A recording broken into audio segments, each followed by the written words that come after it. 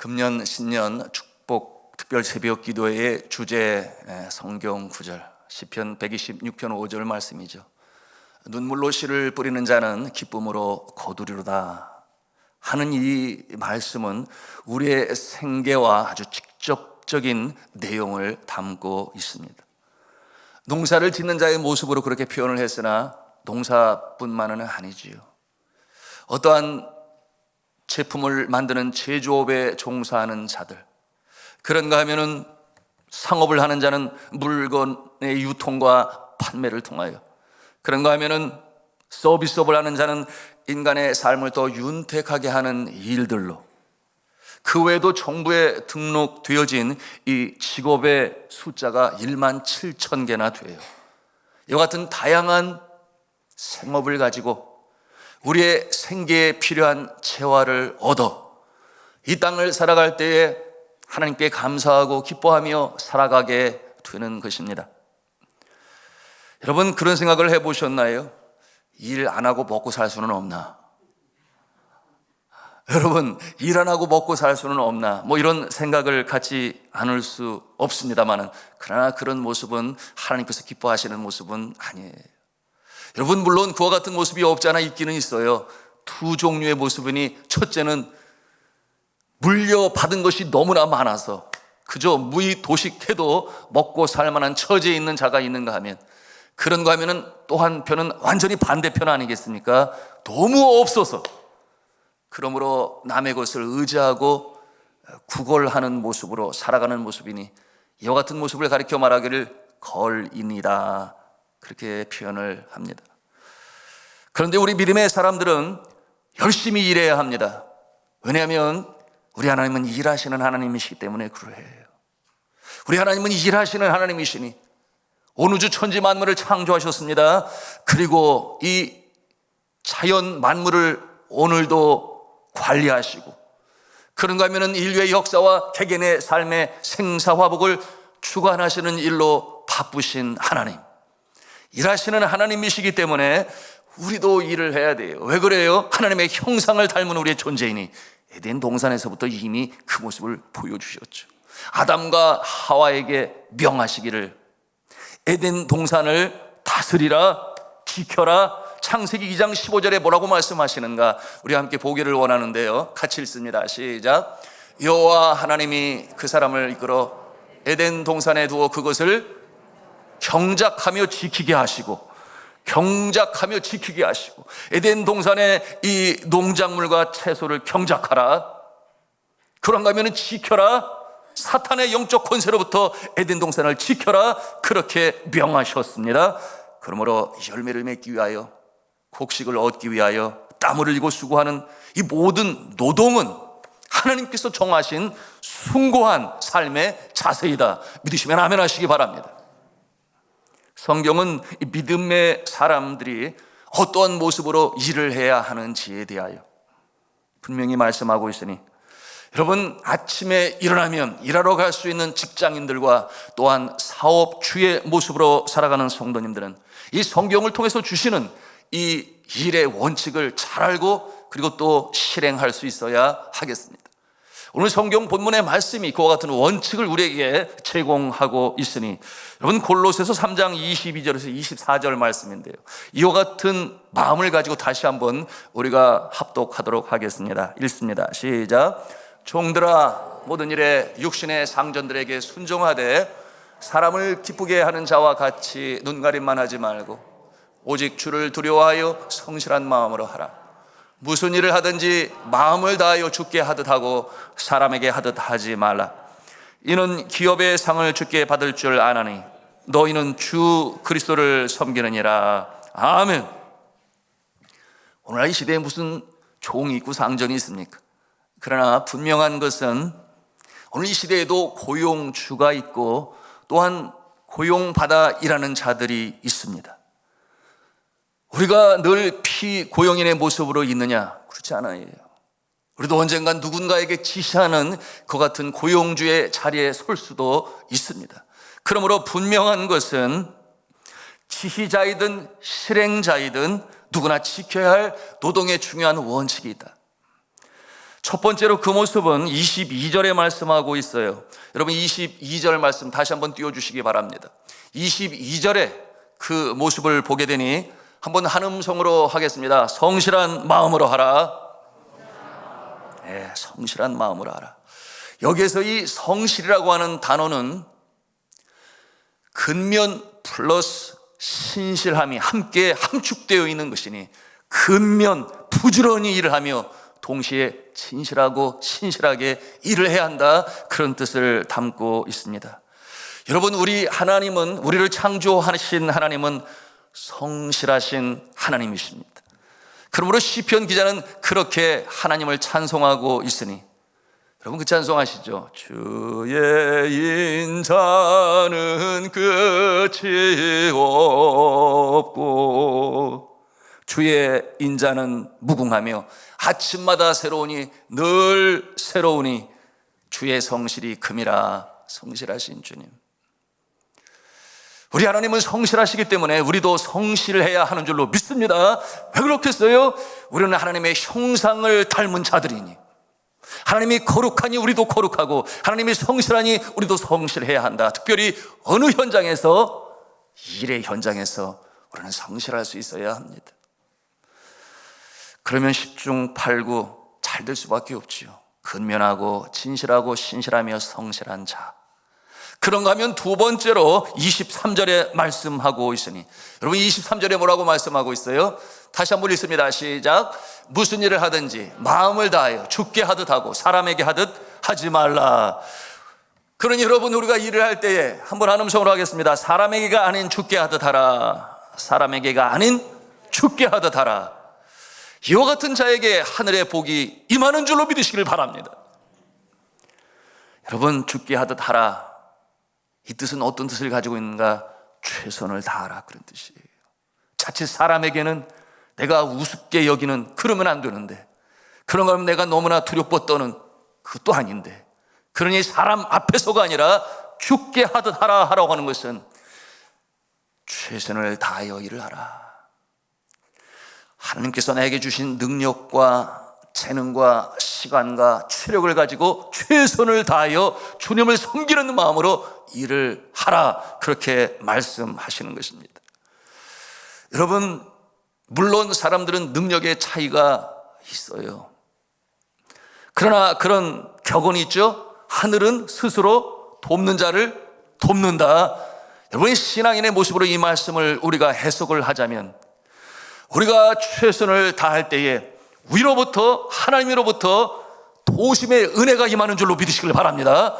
그러면 우리 학생들도 내가 기도만 열심히 하면 하나님의 성적이 쑥쑥 올라가게 될 거야, 하실 거야, 그게 아니라 최선을 다할 때에 하나님께서 지혜도 주시고 능력도 주셔서 은혜를 베푸셔서 더 잘 되는 역사가 있는 줄로 믿으시기를 바랍니다.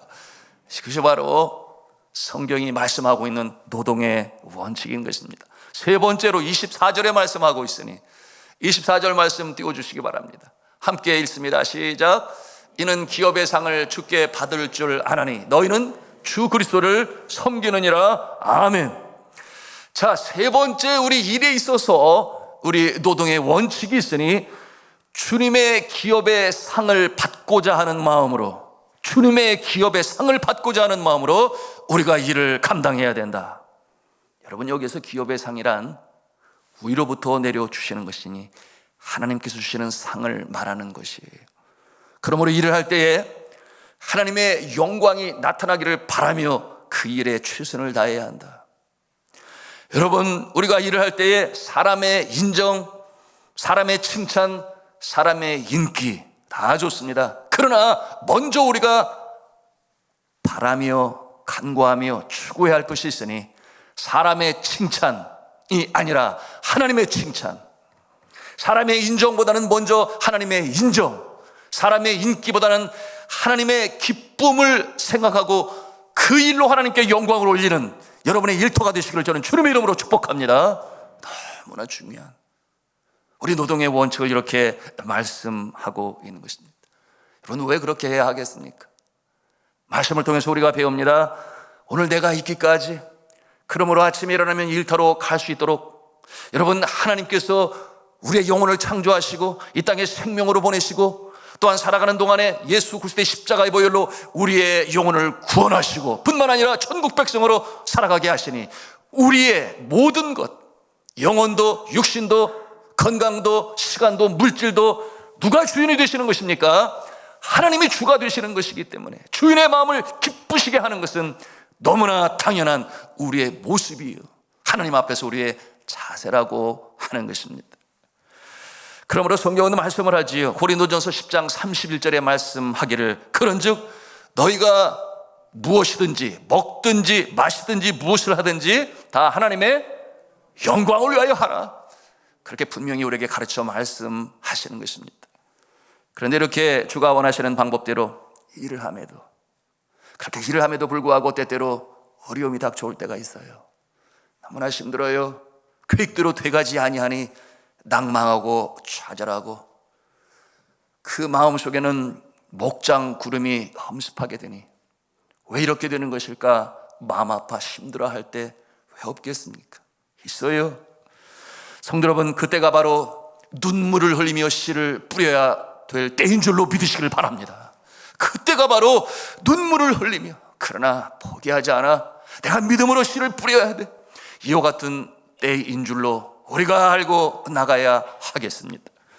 왜 내게 이런 어려움이 왔는지 주님 앞에 나와 기도하며 먼저는 반성할 수 있어야 돼요.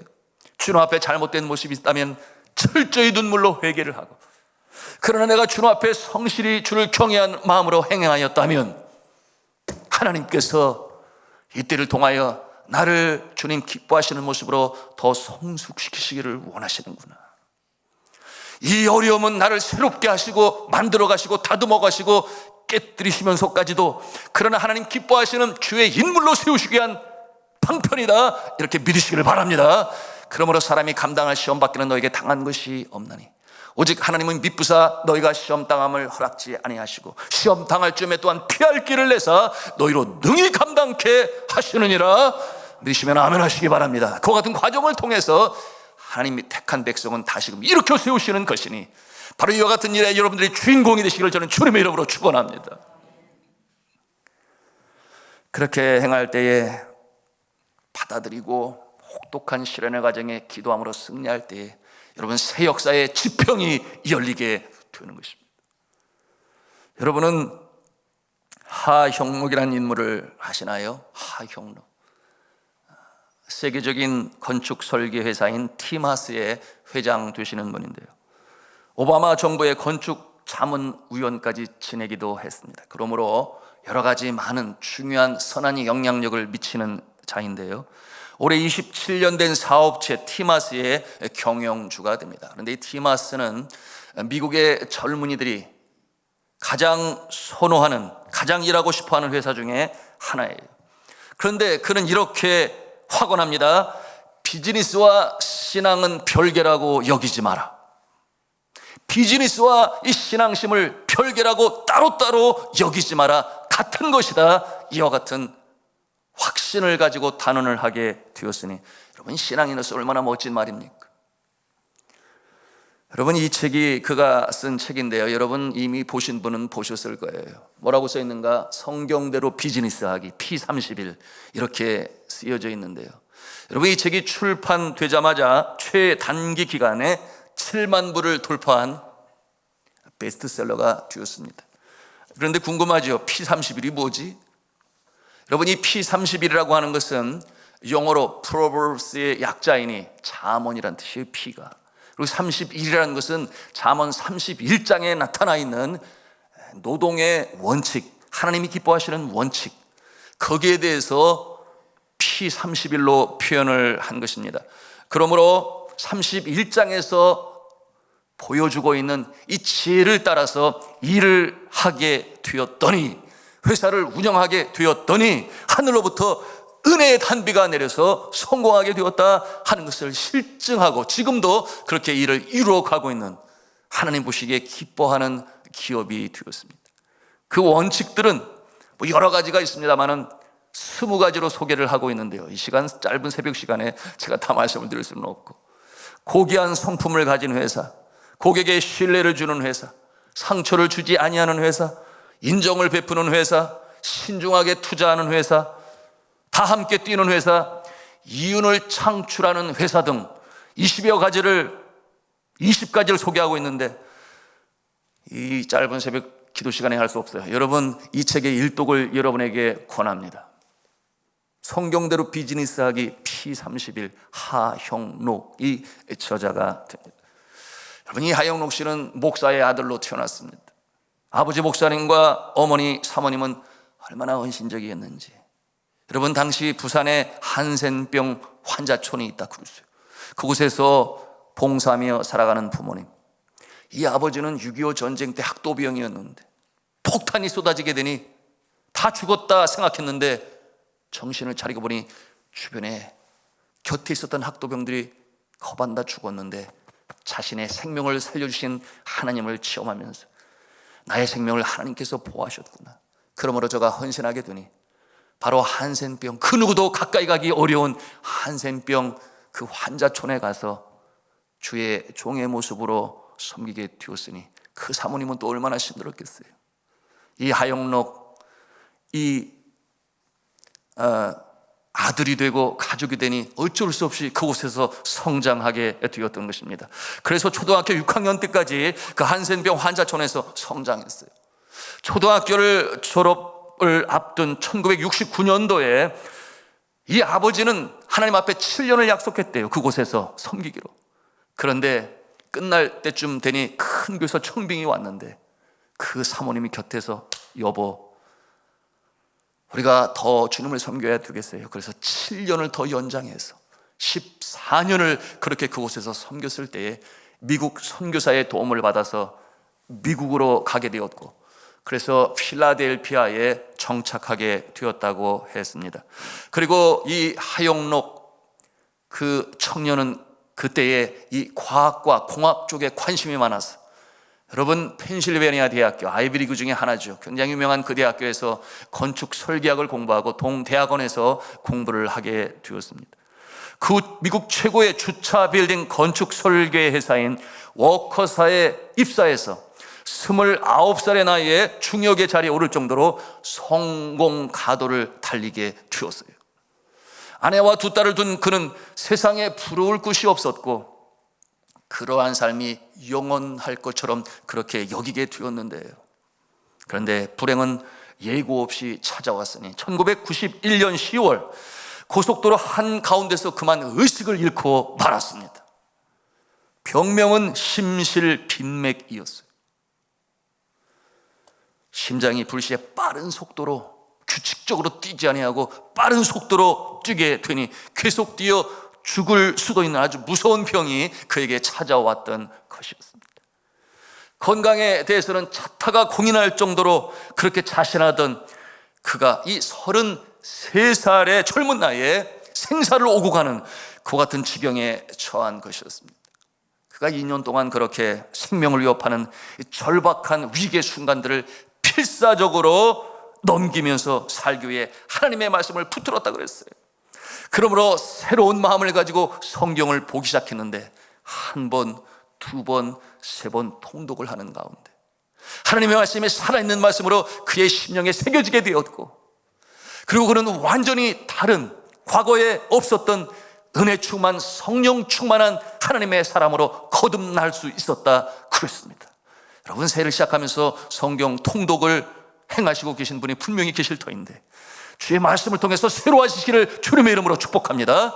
그러므로 이제 병상에서 일어나 심장 이식 수술을 마치고 나서 세상으로 돌아오게 되었는데, 그는 병상에서 묵상하면서 감동을 받았던, 특별히 이 노동의 원칙이 담겨있는 잠언 마지막 장 31장에서 지혜를 얻어서 하나님의 기업 티마스라고 하는 이 사업체를 시작하게 되었어요. 그리고 사원을 시작하게 되었으니, 세웠으니 우리는 어려운 이들을 돕기 위해 존재한다. 여러분, 이게 쉬운 표입니까? 우리는 어려운 이들을 돕기 위해서 존재한다. 무슨 사회사업단체 같지 않아요? 그러나 그것이 하나님이 사업하는 자에게 주신 분명한 원칙이다. 그렇게 여겨 정하게 되었으니 말씀드린 것처럼 잠언 31장에 나온 경영의 교훈들을 지침으로 세워 그 원리들을 실천하면서 성경의 말씀대로 아주 멋지게 비즈니스 할 수 있음을 증명하게 되었으니, 이 비즈니스계에 하나님의 방법대로 원칙대로 모델로 증명되는 인물로 미국 사회에서도 잘 알려진 존재가 되고 싶습니다. 그는 이 책의 에필로그에서 이렇게 고백을 하는데 참 감동이 돼요. 들어보시기 바랍니다. 나는 지금도 심장 거부 반응을 막기 위한 약을 먹는다. 그리고 동시에 혈압을 조절하고 콜레스테롤을 조절하는 약도 먹는다. 1년에 두세 번은 반드시 주치의를 만나 진료를 받아야 한다. 대개 심장 이식 수술을 받은 사람은 10년을 넘기기 어렵다고 하는데, 하지만 나는 두 번째 심장으로 벌써 15년이나 되었다. 하영록 씨는 오늘도 믿음으로 눈물의 씨를 뿌리고 있습니다.